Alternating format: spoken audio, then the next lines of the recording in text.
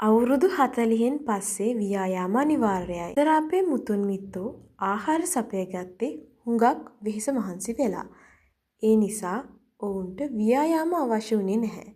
ඒත් කාර්මික යුගයෙන් පස්සේ අපේ වැඩ කටයුතු වැඩි ප්‍රමාණයක් සිදු කළේ යන්ත්‍ර සූත්‍ර. එතනදී අපේ ජීවිත ගොඩක් වෙනස් වුණා. අපේ ශරීරයේ ක්‍රියාකාරීත්වය හුඟක් අඩු වුණා. දැන් ඒක තවත් වෙනස්. අපි දැන් ඉන්නේ තාක්ෂණ යුගයේ.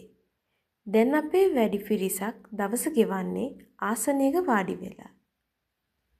ඒ නිසා අපි ඉන්නේ ශාරීරික ව්‍යායාම අපේ ජීවිතයේ එක් අංගයක් විය යුතු අමුතුම යුගයක. ඒ හේතුව හින්දා අපේ වැඩිහිටි පිරිසට ව්‍යායාම අවශ්‍යයි. කියන්නේ කොළඹ ජාතික රෝහලේ ක්‍රීඩා සහ ශාරීරික ව්‍යායාම පිළිබඳ විශේෂඥ වෛද්‍ය දිමුතු මාන්නගේ මහතා. 40න් පස්සේ අපිට මොකද වෙන්නේ? 40න් පස්සේ අපේ මාංශ පේශීවල ශක්තිය වසරකදී 3%ත් 8ක් දක්වා ප්‍රමාණයකින් අඩු වෙනවා.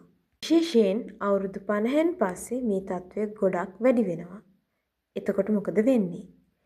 මාංශ පේශී දුර්වල වෙනකොට අපේ සමබරතාවය පාලනය කරගන්න අමාරුයි. අපි වැටෙන්න බලපාන ප්‍රධාන කරුණක් ඒක.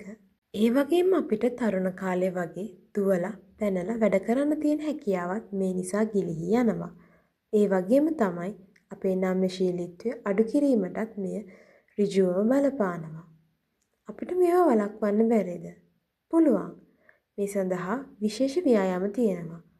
මොනවද සුදුසු ව්‍යායාම? රෙසිස්ටන්ට් බෑන්ඩ් ව්‍යායාම මේ සඳහා සුදුසුයි. මේ ව්‍යායාම මගින් ශරීරයේ මාංශ පේශී සඳහා හොඳ ක්‍රියාකාරීත්වයක් ලැබෙනවා. වෙයිට් ව්‍යායාම සාමාන්‍ය බර ප්‍රමාණයක් එසවීම එය මාංශ පේශී වඩාත් ශක්තිමත් කිරීම සඳහා උපකාරී වෙනවා. ඒ වගේම යෝග ව්‍යායාම, ටායි චි, පිලාටෙස් මෙවැනි ව්‍යායාම මගින් මැදිවිය සමග ඇතිවෙන මාංශ පේශී දුර්වලතාවය ක්‍රමවත්ව පාලනය කරන්න පුළුවන්. සාමාන්‍ය සතියට දින 5ක්වත් දිනකට විනාඩි 30ක් බැගින් ව්‍යායාම සිදු කළ යුතුයි. එසේ මෙය ජීවිතයේ එක් අංගයක් විය යුතුයි.